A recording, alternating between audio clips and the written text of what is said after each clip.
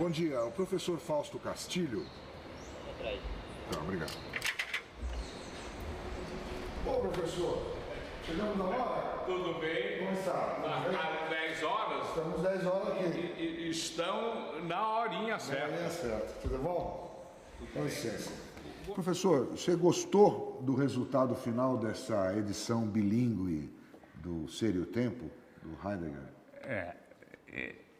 Esta edição é muito bem feita.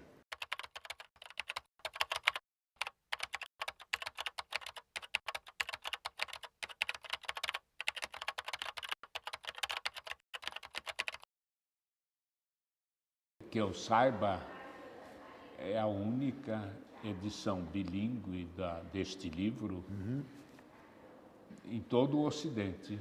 Em todo o Ocidente? Em todo E o é Ocidente. importante. Não há nenhuma outra edição. E é importante que seja bilíngue, né? Porque E você ela pode é buscar. bilíngue compaginável. E isso para o estudante, para o estudioso em geral, né, é muito importante, porque você faz a prova do que ele diz no próprio texto.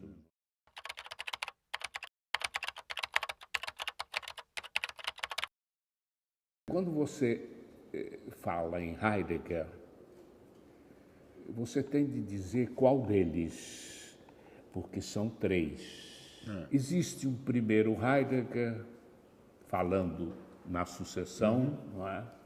Existe um primeiro Heidegger que é um teólogo cristão, católico. Existe um segundo que é o filósofo que produz, por exemplo, este livro, texto, esse livro. que é o livro de filosofia mais importante que ele produziu. E existe um terceiro Heidegger que se afasta da filosofia e cultiva o que ele chama de o pensar, das Denken, o pensar. Ele então deixa de ser um filósofo, já deixou antes de ser um teólogo e agora se limita a ser um pensador. Ou você vai ao teólogo, ou você vai ao filósofo, como neste livro, ou você vai ao pensador, que é o último Heidegger. Sim. Este livro teve uma importância muito grande no século XX pela sua ressonância. Isto é, ele influiu uma série de filósofos, e mais do que filósofos de outras áreas. Por exemplo,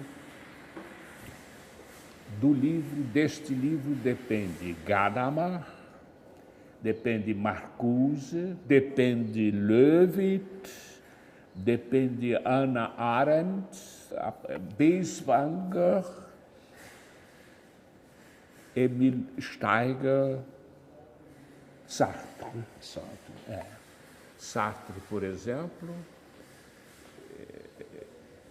retira deste livro a noção de existência e vai reelaborar essa existência a partir a partir deste livro. Isso resulta em quê? Resulta em toda uma tendência da filosofia que se chama existencialismo.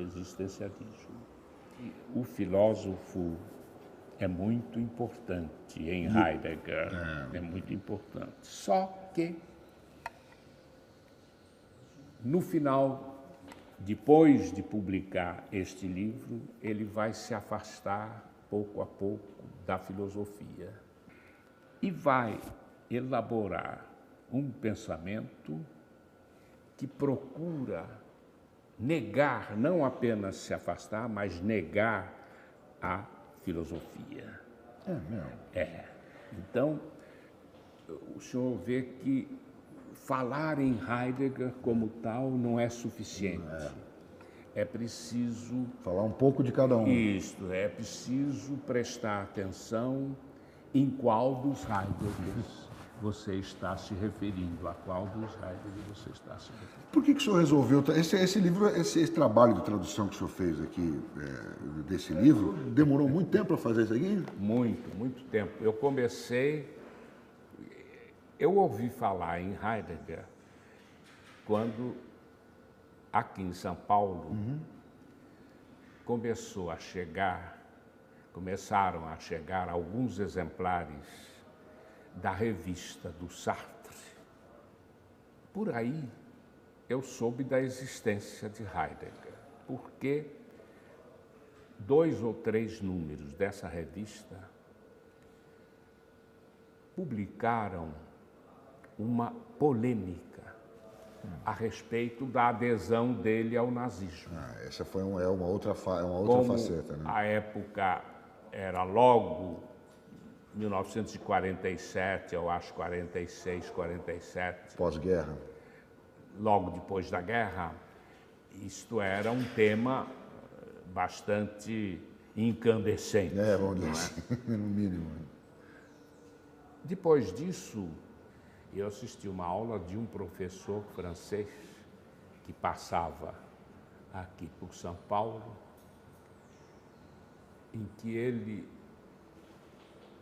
fez a leitura de uma carta de Platão, a carta 7ª de Platão. Sim.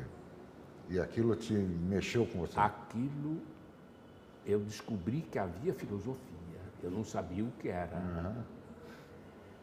Eu tinha, já quando garoto, eu tinha muitos amigos intelectuais. Um deles era o Oswald de Andrade. Disse, você tem de ir embora,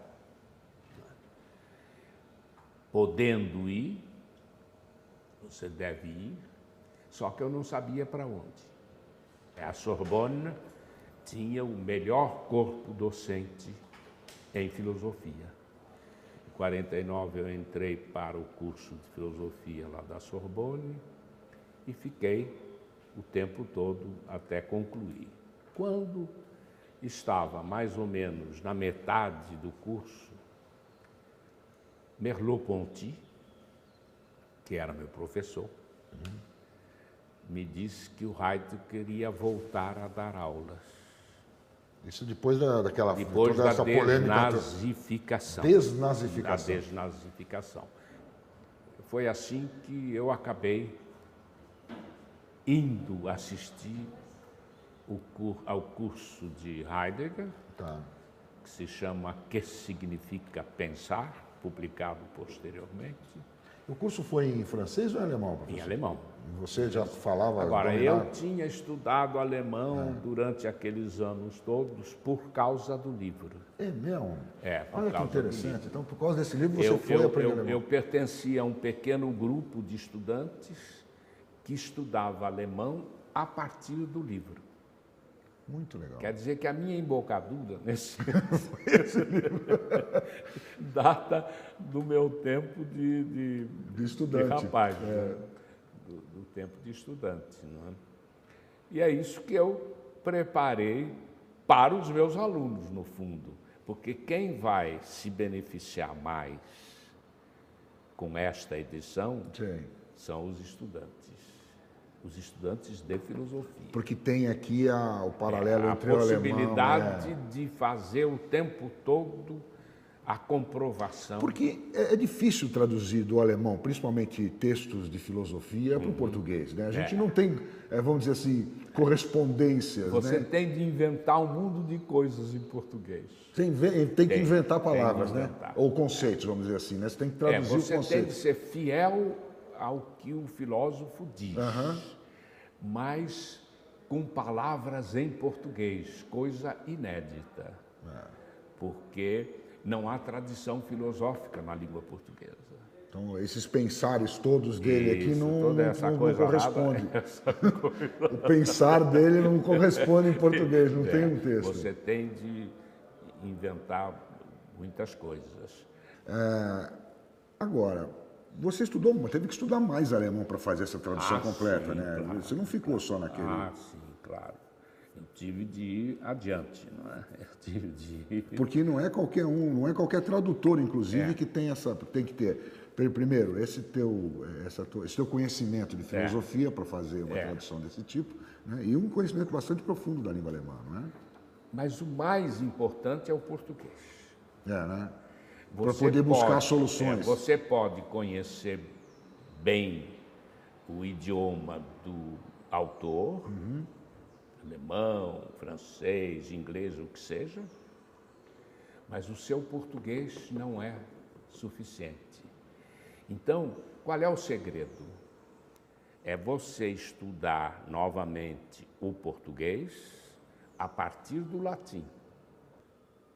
Por uma razão muito simples. É que Heidegger, ele é um conhecedor profundo dos idiomas todos que ele emprega. Do grego, do latim, para não falar nas línguas germânicas. Ele usa todas as línguas. Ele é um conhecedor dos idiomas ocidentais. É um conhecedor profundo. E aqui você também traduz do latim, né? Tem de traduzir. Agora, o problema é que você não consegue traduzir para o português. Entendi. Se você não tiver vai ao uma latim. base de latim. Porque é lá que está a origem. Sei, entendi. Então é um trabalhão danado. Quer dizer, é um trabalhão. Mas você não fez, então, isso aqui de um fôlego, vamos dizer assim? De jeito nenhum. Levou 30... Eu comecei em 49. Já lá atrás, você já começou lá? Só em 1980 é que eu me dei conta de que tinha traduzido a obra toda. Você foi traduzindo por seu uso, é isso? São 30 e tantos anos. Eu fui traduzindo pouco a pouco, não na sequência normal, mas por partes, para usar em seminários. Sim. Isto é, no fundo, foi o meu trabalho acadêmico que deu suporte a essa, como se diz, a entrar numa coisa tão maciça. Numa empreitada, vamos chamar assim. Uma coisa tão compacta. Foi o meu trabalho acadêmico. Então, quer dizer, ao longo, quando você foi precisando disso... No fundo, se há uma pessoa que se beneficiou da sua profissão, foi o próprio professor, porque ele foi obrigado, né, a preparar os textos para os alunos, para os seminários, aulas, cursos, e ao mesmo tempo resultou na publicação. Mas agora, recente, você deu uma repassada, né? Sim, já. Olha, essa repassada começou nos anos 80 e terminou agora. São quantos anos? São 20 e tantos anos. Queria que você falasse um pouquinho sobre essa opção dele, essa adesão dele, do Heidegger, ao nazismo. Como é que se deu isso? Uma pessoa que tem um pensamento desse que ele tem... Ninguém consegue entender isso. Mas eu atribuo, pelo menos em parte, a origem camponesa, como se diz, montanhesa, a origem do Heidegger. Ele é de uma região conhecida pelo seu catolicismo fervoroso e atrasado, reacionário. Por isso que você fala também que ele teve um deles... Um Heidegger é o Heidegger teólogo católico. Isso, é esse aí, tudo bem, você foi direto. Eu tenho lá as minhas hipóteses a esse respeito. Há muitas explicações, há muitos estudos. Muita gente deve ter falado sobre isso. Porque é uma espécie de escândalo. Como é que o maior filósofo do século XX, vamos dizer assim, do século XX pode aderir ao nazismo? uma coisa... É difícil compreender, né? É insuportável pensar nisso diante daquele gênio, que o cara era um gênio, que tinha sido reitor nazista. O senhor pode imaginar o meu mal-estar.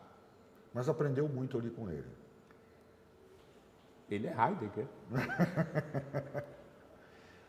Como é que você pode se situar diante de uma obra como esta? É que ela é pluridimensional, ela tem tantas dimensões que o episódio do cara aderir ao nazismo Passa...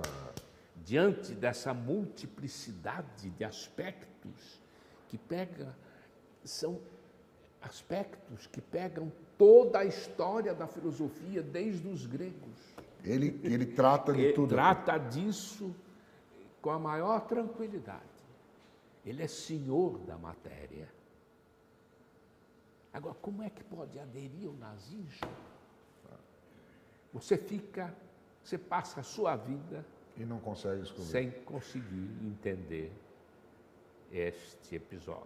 Muito bem, professor. Muito obrigado. Parabéns, então, por esse trabalho da sua existência, vamos dizer assim, No né? fundo é isso, né? Porque quantos anos o senhor ficou? Desde, tá certo, desde 40, desde 49. 49 trabalhando nisso. Tem mais de 60 anos que o senhor está justamente, envolvido com este livro. Então, quer dizer, é um trabalho assim, muito íntimo, vamos dizer assim, né? Do seu íntimo. Parabéns pelo trabalho. Agora, pela obra. em relação ao nazismo do Heidegger, Isso aí a gente vai ficar. você sem não saber. tem muito o que dizer. Obrigado, professor. Nada.